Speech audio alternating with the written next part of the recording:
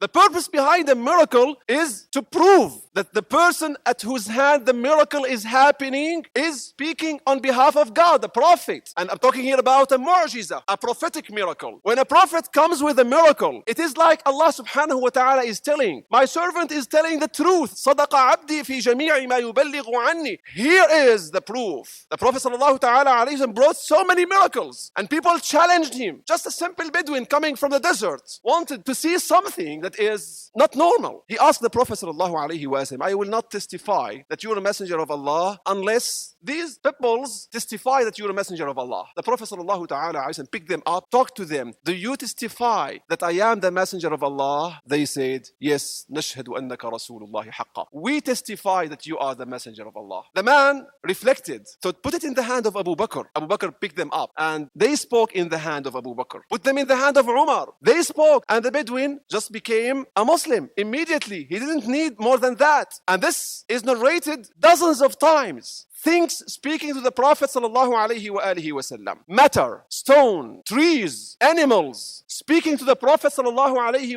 wasallam is narrated. We have dozens and dozens of stories that are beyond denial. The people of that time could not deny them. This is a historical fact. As you read in history about the conquest of Alexander the Great, you read in history about the miracles of our beloved Prophet sallallahu ta'ala alaihi wasallam. And I don't want in any way to compare the miracles of our beloved Prophet sallallahu alaihi wasallam to the resurrection of Jesus alayhi salam. That is historically doubted, as many Christian theologians and historians write and discuss. I'm here talking about historical facts that are beyond controversy, and there is no one single scholar over 14 centuries that denied the miracles of our beloved Prophet sallallahu alaihi wasallam. Every type of miracle that happened to a prophet before Islam, whether it be Isa alayhi salam, Musa alayhi salam, Ibrahim alayhi salam, or any other prophet, but Allah subhanahu wa ta'ala gave a similar miracle to the Prophet of Islam sallallahu alayhi wa alihi wa sallam. O Imam of all